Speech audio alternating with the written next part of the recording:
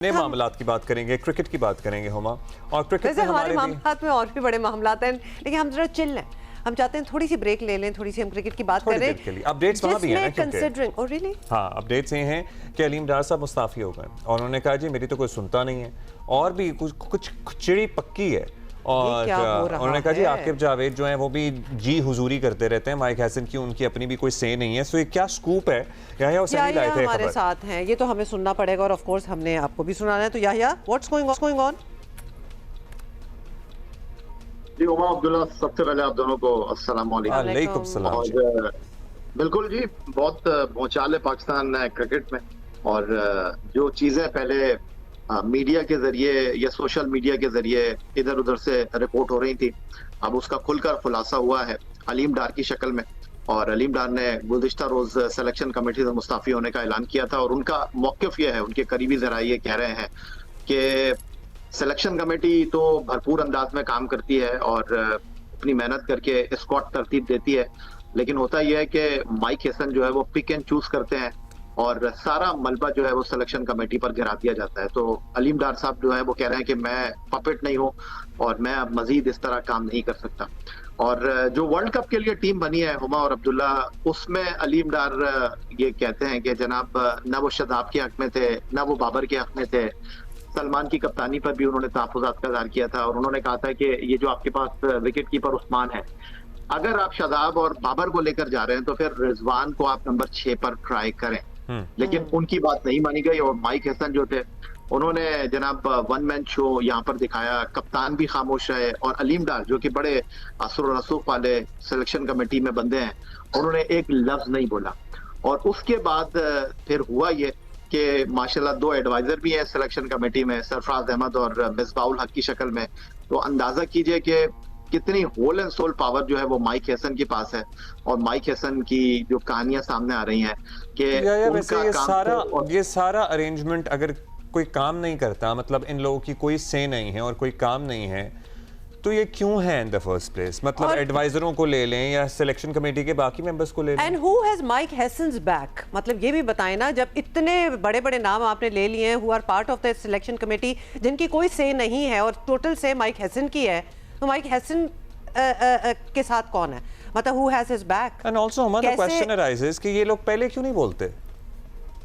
या देखिए, अलीम डार के इस्तीफे के बाद और ये जो भौचाल आया है अलीम डार के हवाले से, जो खबरें मंजर आम पर आई हैं, ये खबर मैं कल दूंगा आपको। लेटेस्ट अपडेट क्या हुई है, माइक हैसन को भी झटका देने का फैसला कर लिया गया है। खिलाड़ियों के जिस तरह पैसों के हवाले से बात हुई है, लेकिन मैं आपको ये बता दूं कि ना तो सलमान अली आगा कहीं जा रहे हैं एज ए कैप्टन, ना शाहीन शाह अफरीदी कहीं जा रहे हैं और ना टीम में कोई बदलाव आ रहा है। जो सबसे बड़ा मसला है माइक हैसन का, जिस तरह श्रीलंका की टीम वर्ल्ड कप से बाहर हुई, वो कहते हैं ना कि हम तो डूबे हैं सर, हम तुमको भी डूबेंगे। जो माइक हैसन का सबसे बड़ा मसला है, आपको पता है कि वो किस फ्रेंचाइज से एसोसिएट है। उनका काम सिर्फ और सिर्फ प्रोटेक्ट करना है शादाब खान को। और आपको पता है कि जून 2025 में ये अनफिट हुए अगेंस्ट होम सीरीज बांग्लादेश। उसके बाद आउट ऑफ नोवेयर इनको आप टीम में लेकर आए बगैर किसी फिटनेस टेस्ट के, बगैर किसी होती है कि इतनी क्या एसोसिएशन हो गई। या मतलब उनको ये भी देखना चाहिए कि उनकी जेडी क्या है, उनकी प्राइमरी रिस्पॉन्सिबिलिटी है पाकिस्तान को जिताना। या तो वाकई वो इतना समझते हैं क्योंकि उन्होंने शादाब को इस्लामाबाद यूनाइटेड में देखा है, या तो वाकई वो इतना फर्म बिलीफ है उनका शादाब पे कि वो कहते हैं जी दुनिया को नहीं नजर आता वो जो मुझे नजर आता है। सबसे बड़ा सवाल ये है कि माइक हैसन को ये क्यों करने दिया जा रहा है? मतलब इट्स नॉट एज इफ कि उनको भी चेक नहीं किया जा सकता, उनको रोका नहीं जा सकता। थोड़ी सी अकाउंटेबिलिटी उधर भी होनी चाहिए। हुमा देखिए 3 साल में आपने 4 आईसीसी टूर्नामेंट खेले हैं। भारत में 2023 में grant Bradburn, 2024 America West Indies में कैरी कर्स्टन, 2025 में आकिब जावेद और 2026 में माइक हैसन। ये बड़ा शोर होता है कि जी हम अपने कोचेस को जो है वो फ्री हैंड नहीं देते।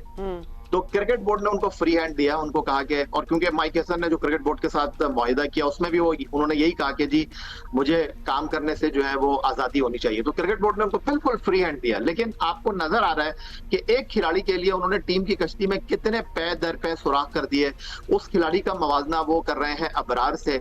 अबरार अगर आउट कर रहा है तो मैसेज भेजा जा रहा है कि जी अगला ओवर आपने अबरार को नहीं देना, साइम अयूब को देना है, ताकि किसी ना किसी तरह प्रोटेक्ट किया जाए शादाब खान को। कैसे वो जो हो कहानी सकता आ रही है, थी ना, मुझे ये समझ में नहीं आता याया, मतलब हाउ ये बातें हो रही हैं और होती हैं, ये मतलब उन्होंने पाकिस्तान टीम को जिताना है, उनकी शफकत मोहब्बत विद वन खिलाड़ी इतनी ओवरपावरिंग कैसे है कि वो इसे सब फैसले ये जो कैसे हम पूछ रहे हैं ना या क्या ये अब वर्ल्ड कप वगैरह सब कुछ, खैर हम तो वैसे ही उससे आउट हो चुके हैं, ये सवालात ये सब कुछ होना है, ये जो अकाउंटेबिलिटी की बात हो रही है, ऑडिटिंग की बात हो रही है, whatever word you want to place here, ये होना चाहिए, इट्स अबाउट टाइम। होगा नहीं देखिए हुमा, आप कोई चीज होने के बाद ही फैसला करते हैं ना, तो क्रिकेट बोर्ड ने इन सारी चीजों को देखा है, मीडिया में आने के बाद इन सारी चीजों को देखा है, और मैंने आपसे जिस तरह कहा कि व्हाट नेक्स्ट, जिस तरह आपने बताया कि जी खिलाड़ियों को रेप्रिमांड किया जा रहा है, उनके एयर टाइट की जा रही है, लेकिन अब माइक हैसन के लिए भी आपने उनको फ्री हैंड दिया, एशिया कप में वो थे,